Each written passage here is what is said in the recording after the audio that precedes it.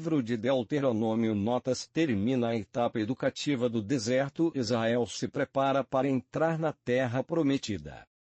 O livro todo é uma instrução inculcada, isso é, que deve ser continuamente repetida e relembrada, a fim de que Israel realize um novo projeto de vida, a se fixar na terra. A meta da libertação é a terra prometida.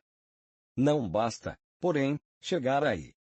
É preciso construir uma sociedade nova, onde se realize a justiça, que é fonte de liberdade e dignidade. Para isso, deve ser criada uma estrutura que funcione de forma imparcial, para que as relações sejam justas. Moisés deixa claro que o projeto, em que o povo está envolvido, é o projeto de Deus, não há o que temer. Pela primeira vez na Bíblia, Javé é apresentado como pai, Israel como seu filho. O povo de Deus é formado de irmãos, chamados a viver em fraternidade. Quando o povo se acovarda, abandonando a luta que o projeto de Deus exige, esse projeto se esvazia e o processo histórico fica retardado. É inútil querer antecipar ou atrasar o projeto de Deus, desse modo, o povo não chega a lugar nenhum. A terra dos amorreus ou cananeus é dada a Israel para que este construa aí uma nova sociedade. Por outro lado, Israel deve respeitar os territórios de Edom, Moabe e Amon, pois essas nações parentes já vivem uma forma alternativa de sociedade. Og é uma personagem quase desconhecida. Provavelmente foi derrotado por amonitas, dos quais um grupo se uniu mais tarde aos israelitas. Pouco a pouco, os grupos vão se unindo na luta para formar um novo povo, com um projeto alternativo de sociedade, cujo único Deus é Javé. Moisés é solidário a uma geração que duvidou do projeto de Javé. Apesar de ver a meta de chegada, o líder está profundamente comprometido com o povo, e participa da sua incerteza.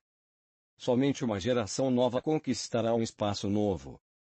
O Deuteronômio é um conjunto de estatutos e normas que visam levar a uma prática de vida conforme a aliança com Javé, dentro da terra prometida. Trata-se de uma nova constituição. Com ela, Israel viverá segundo a sabedoria e a justiça, isso é, segundo o projeto de Javé. Não há nenhum legalismo, pois entre Javé e seu povo existe uma relação de parceiros. Javé responde todas as vezes que é invocado. Javé é um Deus que não fica preso a leis, mas está sempre aberto para responder às novas situações do seu povo. Israel deve lembrar-se permanentemente do acontecimento libertador, que fundou a sua existência como povo. No momento da aliança, Israel não viu uma forma. Apenas ouviu a voz, que lhe comunicava o decálogo como constituição básica de uma vida social justa e digna. Israel, portanto, é um povo único, não deve adorar deuses dos opressores cananeus, imagens de homem e mulher, dos egípcios imagens de animais, ou dos mesopotâmicos adoração dos astros. A originalidade de Israel é ter descoberto o único Deus vivo que na história, ele leva o seu povo para a liberdade e a vida, dentro de uma relação social justa e fraterna. Esse Deus não pode ser aprisionado numa representação visual ou em sistemas de pensamento. Javé é maior do que qualquer teologia. O destino do povo na terra dependerá da sua fidelidade à aliança e ao projeto de Javé. Se o povo praticar a idolatria, servindo a falsos absolutos, perderá a terra e irá para o exílio. Seu maior castigo será servir a deuses que não poderão libertá-lo. Se o povo se converter, Javé intervirá, dando-lhe consciência e vida. A grande maravilha é Javé, o único Deus vivo que, hede na história, sua ação nasce da fidelidade à aliança, liberta o povo, lhe revela seu caminho e lhe dá a terra. Não existe outro Deus que faça isso, todos os outros são falsos absolutos. Note-se que o texto do Deuteronômio frisa uma atualização contínua da aliança. O terceiro mandamento tem motivação social. Israel já experimentou a escravidão. Por isso, o repouso do sábado torna-se uma comemoração semanal da libertação.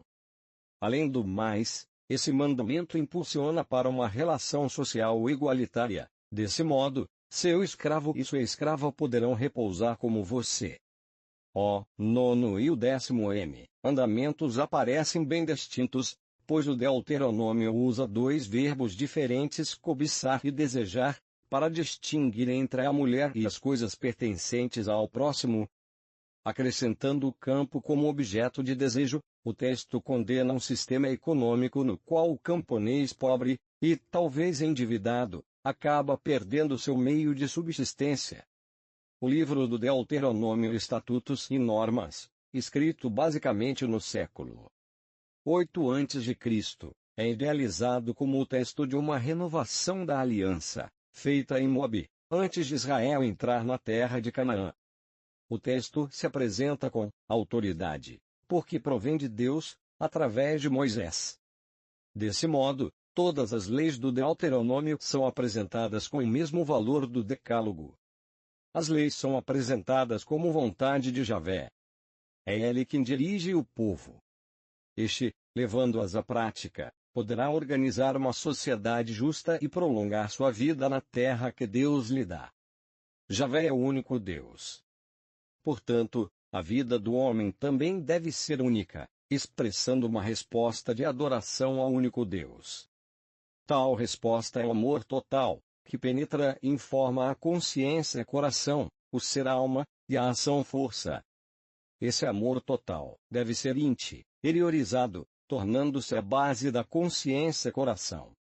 Deve constituir o objeto primeiro e contínuo de toda a educação, inculcar nos filhos, em todas as situações, sentado, andando, deitado, de pé. O amor é que dirige a ação, mãos, e as intenções faixa entre os olhos.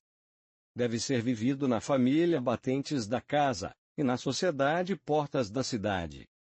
Mais do que leis, o Deuteronômio procura mostrar como deve ser a vida, uma resposta de amor a Deus, que se expressa em todas as relações humanas. O grande risco da prosperidade é o fato de que ela pode vir acompanhada de um espírito de autossuficiência que leva a esquecer Javé, o único Deus que liberta da escravidão. Essa autossuficiência produz a idolatria, mãe de novas escravidões. Javé é o Deus que suscita liberdade e vida. Por isso, só ele o povo deve reconhecer como Deus temor, adorando com sua própria vida servir, e tomando como garantia de relações humanas autênticas jurar pelo nome de Javé. Tentar a Deus é ter a ousadia de pedir a Ele provas e sinais contrários ao seu projeto de liberdade e vida para todos.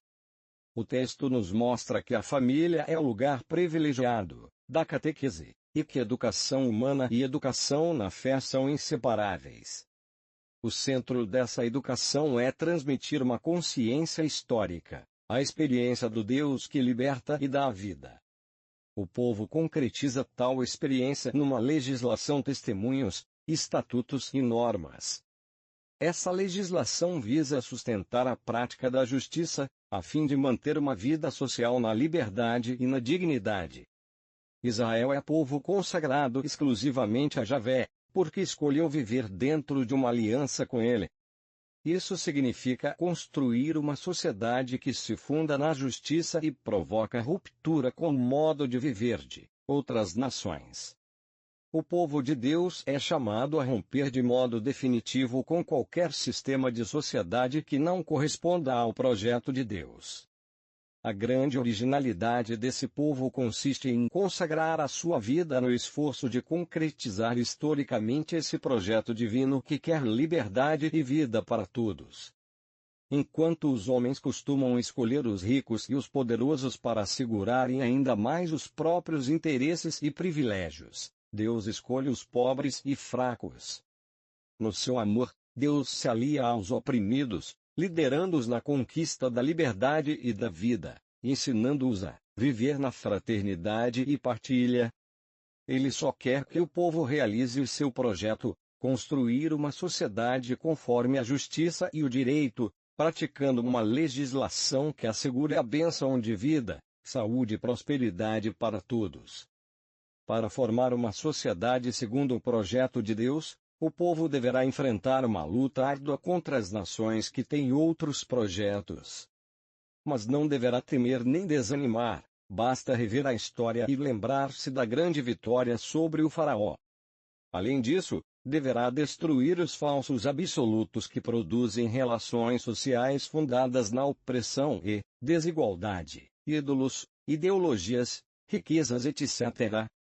O novo projeto de sociedade não pode ser contaminado com nada daquilo que sustentava o sistema anterior. Entre a libertação e a formação de uma nova sociedade terra, há um longo período de educação deserto. Este período visa testar, de todos os modos, se o povo será capaz ou não de permanecer fiel ao projeto que iniciou.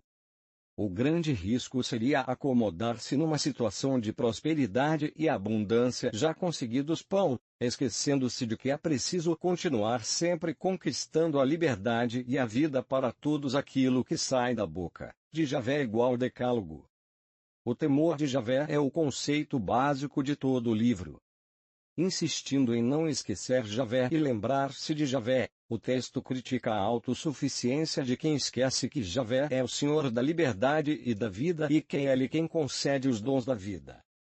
Quem se esquece disso, acaba transformando a liberdade em poder que gera a opressão, e os bens da vida em posse que, pela exploração e acumulação, gera a riqueza.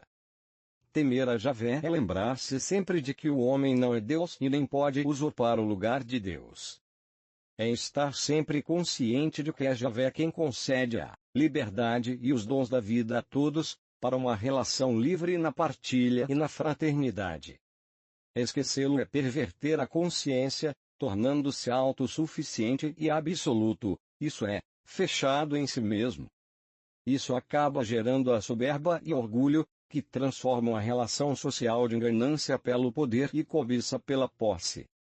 A conquista da terra é dom de Javé para seu povo, e não mérito de Israel.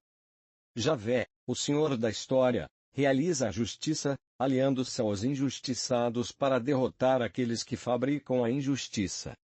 O texto condena qualquer autossuficiência baseada no mérito. Um povo vitorioso numa revolução não é necessariamente mais justa do que os derrotados. Ele também deverá aprender o caminho da justiça, para construir uma sociedade nova. Para construir uma nova sociedade, é importante cada povo rever a própria história, para descobrir os erros e corrigir o próprio caminho. O bezerro de ouro é uma tentativa de representar visivelmente a presença de Javé. Isso traz o perigo de transformar Javé no ídolo, sempre manipulável, violando o segundo mandamento do Decálogo. Diante da infidelidade, Javé quer destruir o povo e escolher outro. A súplica de Moisés, porém, lembra que Javé está comprometido com o povo, em força da promessa feita aos antepassados. Quebrando as tábuas, Moisés mostra que o comportamento do povo foi uma violação da aliança. O bezerro feito pó é uma prova de que se trata apenas de um ídolo material, sem poder algum. O decálogo dentro da Arca da Aliança é o sinal do compromisso. Israel precisa viver a aliança com Deus, formando uma sociedade justa e digna. Os levitas foram os principais responsáveis pelas instruções que vieram a formar o livro do Deuteronômio. Viver em aliança com Javé implica reconhecer que Javé é Deus e o homem não é Deus. Temor, e que relacionar-se exclusivamente com Javé exige uma nova relação com todas as criaturas. Amor. Viver esse amor-temor significa reconhecer Javé como o único Deus, servir e obedecer à sua vontade.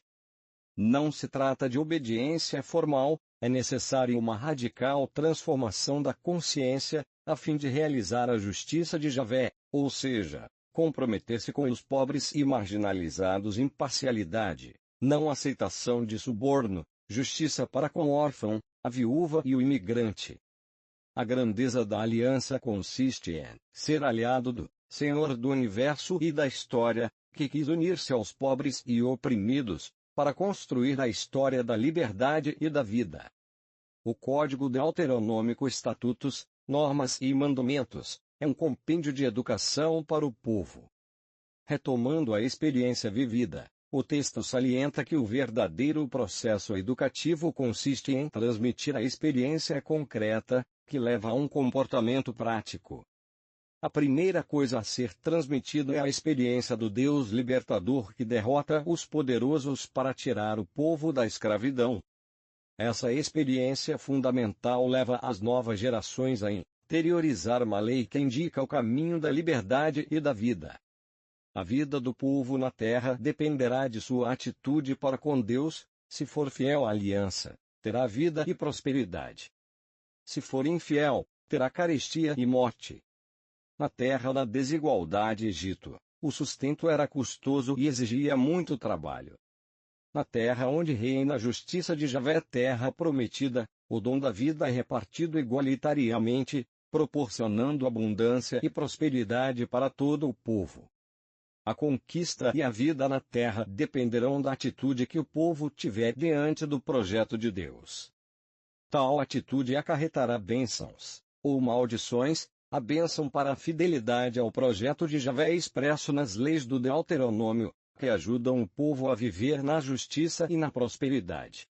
A maldição, se o povo servir a outros deuses, realizando projetos contrários ao projeto de Javé. Os capítulos 12 a 26, inseridos no segundo discurso de Moisés, são um conjunto de leis formando o projeto para uma nova sociedade. Essas leis não têm caráter jurídico. Elas se apresentam como instruções ou indicações para uma relação social justa, pois visam a uma sociedade igualitária, onde todos possam ter acesso à liberdade e à vida. O fundamento dessas leis é o Decálogo, cujo espírito amor e temor a Javé é detalhado em leis que procuram responder aos conflitos concretos. Tomado no seu conjunto, o Código busca uma coerência entre a celebração da aliança e a vida prática a ser vivida de acordo com a vontade de Javé. O povo de Deus adora unicamente a Javé, o Deus libertador, mantendo-se longe do culto aos deuses dos opressores, que geram desigualdade e escravidão.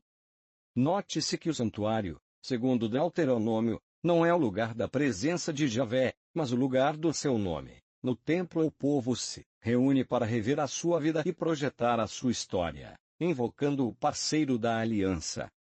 As festas e celebrações têm sempre caráter social, porque nelas o povo se encontra e reparte alegremente os dons recebidos de Javé. O livro relembra sempre o levita, cuja pregação formou as tradições que se cristalizaram neste livro.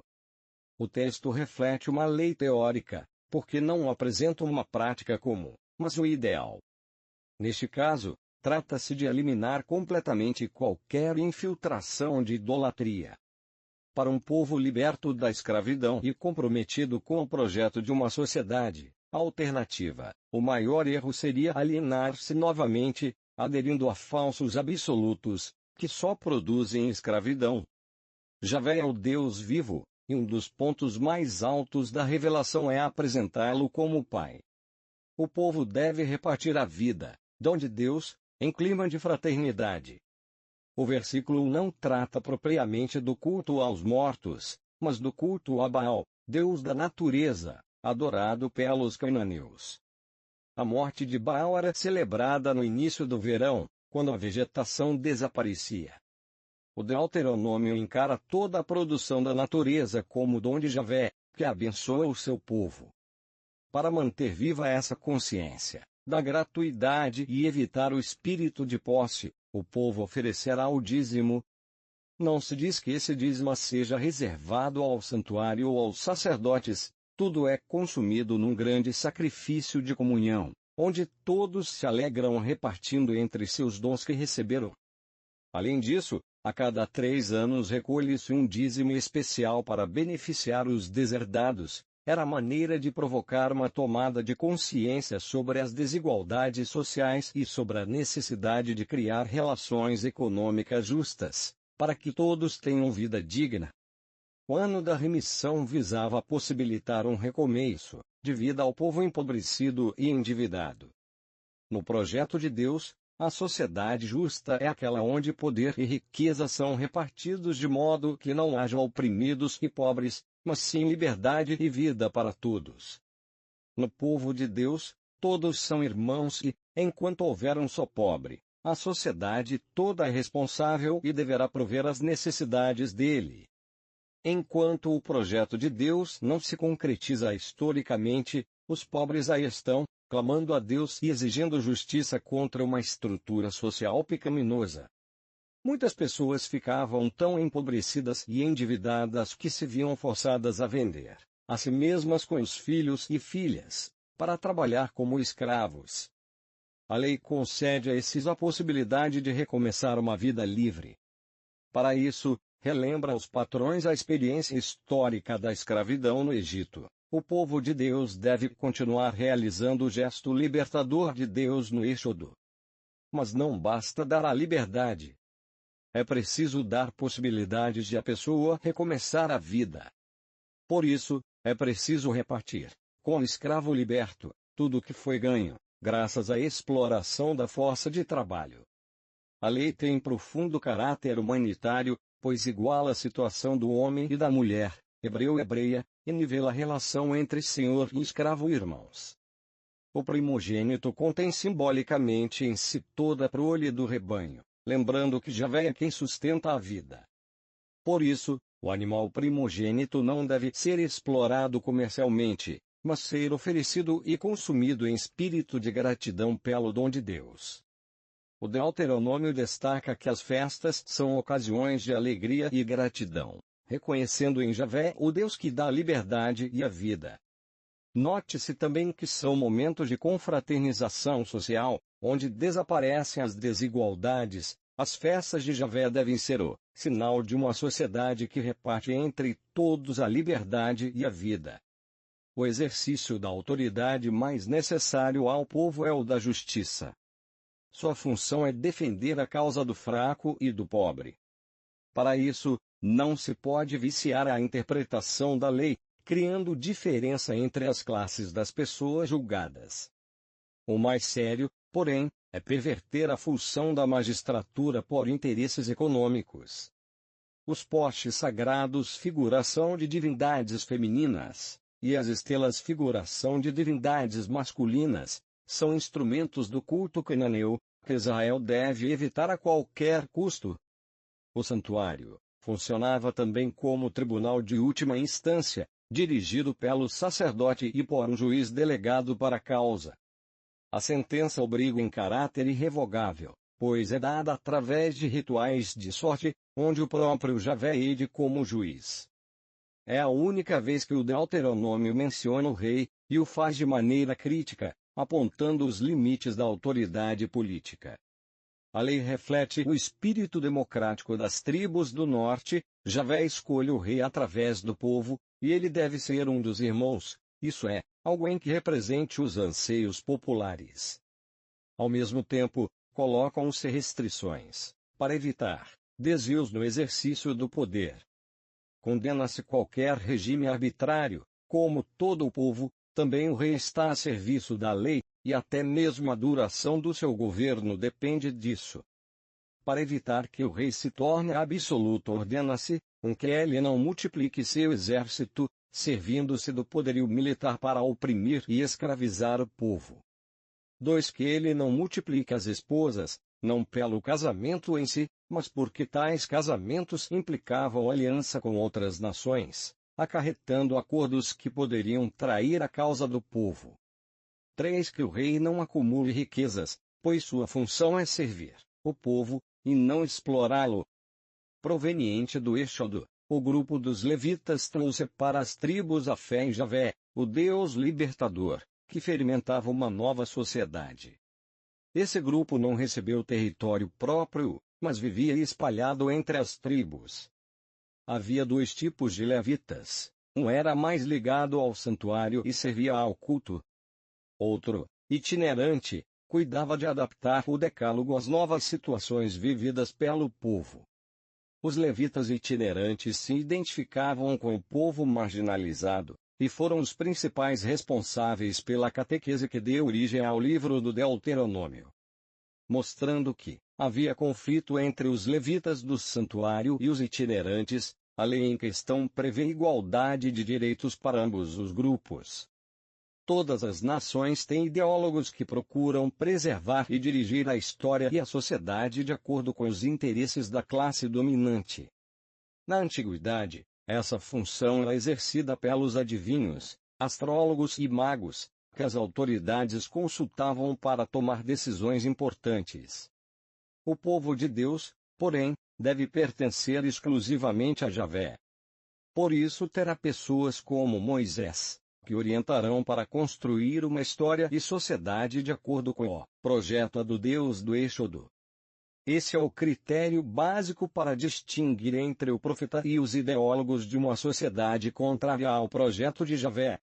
Conforme os versículos 11 a 13 do nosso texto, a sociedade toda anciãos, torna-se responsável pelo derramamento criminoso de sangue inocente. A terra, dom que Javé distribui igualitariamente entre todos, é sinal da participação na aliança. Esta lei procura preservar a justa distribuição da terra, impedindo que a acumulação de terras crie latifúndios. Grandes propriedades na mão de poucos é um roubo do dom de Javé, que é para todos. Toda pessoa tem direito à boa fama e honradez. Por isso, todo acusado tem o direito de se defender contra as arbitrariedades e interesses do acusador. Sobre a lei do talião.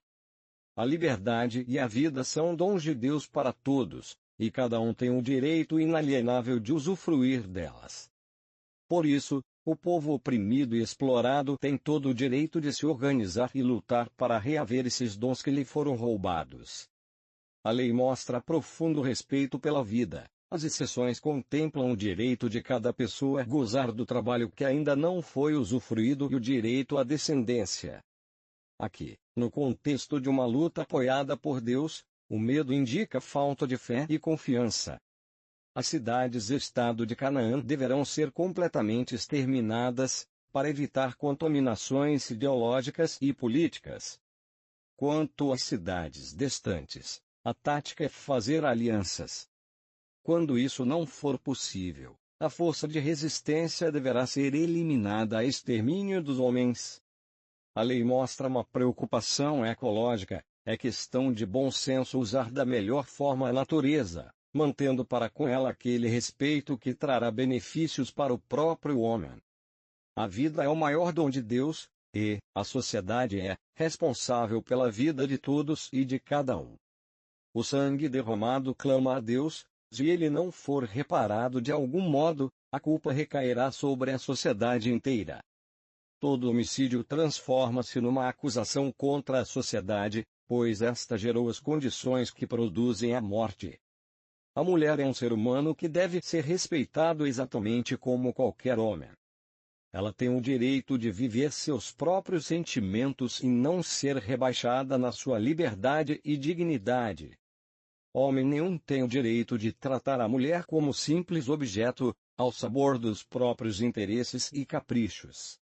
Em família, as preferências dos pais não devem ser causa de injustiças em relação aos filhos. Essa lei é uma espécie de comentário ao mandamento: honre seu pai e sua mãe. Ele salienta a importância da educação familiar. Numa situação patriarcal, onde a família é o alicerce da sociedade, o filho incorrigível se transforma em ameaça social. Provavelmente trata-se de uma lei teórica, nunca aplicada. A suspensão de um sentenciado numa árvore visava servir de exemplo.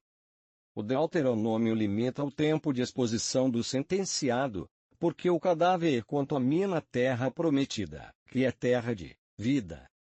Paulo aplica o texto a Jesus crucificado. Numa sociedade verdadeiramente fraterna, cada um se interessa pelas coisas do irmão, como se fossem suas. O versículo 4 parece aludir ao respeito para com a vida animal. A lei parece proibir qualquer perturbação da ordem da natureza. E parece aludir também a certas práticas do culto cananeu, onde havia prostituição sagrada. O respeito à maternidade não se restringe ao mundo humano, deve-se respeitar também a maternidade dos animais. O bem particular de uma pessoa não pode prejudicar o bem comum, e sim beneficiar a todos. Esta lei faz pensar nas condições de segurança na moradia, trabalho, transporte, ambientes de lazer, etc. Segundo o pensamento dos israelitas, Deus criou separação e distinção entre os seres. Misturar coisas diferentes seria introduzi-las na esfera de Deus, tornando-as consagradas. O versículo 12 alude provavelmente à veste típica do israelita, um dos sinais de sua nacionalidade. A lei visa proteger a fama da mulher, dando-lhe o direito de defesa. O clima é patriarcal e, por isso, não exige a mesma coisa do homem. Note-se que o fato não é considerado como ofensa pessoal, mas como desordem social. O adultério é visto como desordem social. Juridicamente, estar prometida em casamento era o mesmo que estar casada, ainda que o casamento não estivesse consumado. Tanto aqui como nos casos anteriores, não está em questão a moralidade do ato sexual, mas um problema de justiça. Nos versículos 28 e 29, a jovem violentada seria recusada para outro casamento. Estender o pano do manto sobre a mulher quer dizer casar-se com ela. Retirar o pano do manto é um atentado aos direitos do marido. Durante as grandes festas, a lei prevê um regulamento para a participação na assembleia cultual, onde não podiam participar os castrados, certamente pessoas que serviam nos santuários cananeus, e os bastardos, isso é, os filhos de casamentos com estrangeiros. Os povos que podiam participar ou não dessas assembleias, provavelmente, eram aqueles que estavam em relações amigáveis ou hostis. Javé está sempre aliado ao povo na luta contra os inimigos. Por isso, exigem-se algumas normas de higiene que adquirem caráter religioso. O escravo estrangeiro podia refugiar-se em Israel. Um povo que foi libertado não submete outros à escravidão, mas permite que vivam livres no seu meio como irmãos. A prostituição sagrada, praticada principalmente pelos cananeus, era um meio mágico de se unir com a divindade. Num povo de irmãos, o empréstimo é partilha com o irmão necessitado, e não investimento para obter lucro. O estrangeiro aqui indica provavelmente uma pessoa ou grupo hostil, interessado em tirar proveito. Nesse caso, as relações com ele serão diferentes. A pessoa deve estar consciente do compromisso que assume espontaneamente com Deus. Numa sociedade verdadeiramente fraterna e fundada na partilha, os bens necessários à vida não são propriedade de ninguém, quando está em jogo a sobrevivência. Isso, porém, não confere o direito de prejudicar o próximo. Esta lei visa restringir o abuso de casos de divórcio. Para isso há necessidade de documentos e a proibição de novo casamento com a divorciada. O texto é resultado de uma mentalidade patriarcal, o homem que toma todas as decisões, e quem fica contaminada é a mulher. Jesus anula completamente essa lei, libertando o matrimônio de uma visão legalista. Aqui salienta-se o direito à formação do lar na intimidade e na alegria. A penhora é uma forma de pressionar o pagamento de uma dívida. Não existe esse direito de tirar de uma família o necessário para a sua sobrevivência. O moinho caseiro era usado para fazer o pão de cada dia. A vida humana não pode ser transformada em mercadoria. E a pessoa não pode ser usada como fonte de lucro, explorando sua força de trabalho ou o seu próprio ser. O direito de cada um termina onde começa a necessidade do outro. No caso de penhora, o credor não tem o direito de violar a intimidade do devedor, nem de humilhá-lo. O devedor é que escolherá o que poderá dar como penhor. Note-se bem, a bênção é dada pelo pobre. Em outras palavras, só a justiça quando o pobre abençoa. O salário é uma forma de remuneração injusta porque, através da exploração da força de trabalho, o patrão tem sempre maiores lucros e o assalariado fica sempre mais empobrecido. Dentro desse conflito, A lei do Deuteronômio procura conter a exploração do assalariado feita através da retenção do salário. Tal retenção significa o não pagamento do salário, ou também o pagamento de um salário que não possibilita ao trabalhador uma vida digna. E isto só se obtém quando ele participa de uma distribuição equitativa da renda salário real. Mais uma vez o trabalhador pobre se torna juiz, é ele quem acusa o pecado. Cada um é responsável por seus próprios atos. O direito deve proteger e fazer justiça aos pobres e fracos, que não têm dinheiro nem poder para defender seus próprios direitos. A justiça para com os oprimidos é o sinal da aliança com Deus libertador.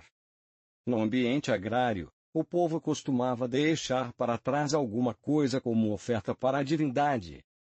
O Deuteronômio transforma esse costume em gesto religioso social, a oferta a Javé fica para os pobres. Mesmo que se aplique uma punição justa, ninguém tem o direito de humilhar o culpado, lesando-o fisicamente. A presença do juiz e o limite da punição são medidas para evitar arbitrariedades. Costumava-se debulhar as espigas com a força de animais arrastando um peso sobre elas. Esta lei não se preocupa apenas com os animais, mas principalmente com os trabalhadores. Eles têm o direito de aproveitar o produto do próprio trabalho. O Deuteronômio restringe esta obrigação somente ao irmão que mora junto. Não se trata de defender o pudor, mas de respeitar a vida e a geração que a mulher expõe ao perigo com esse gesto. A lei mostra que a fraude no comércio é uma abominação para Javé, porque ele quer justiça nas relações econômicas. O comércio injusto é uma das principais formas de explorar o pobre.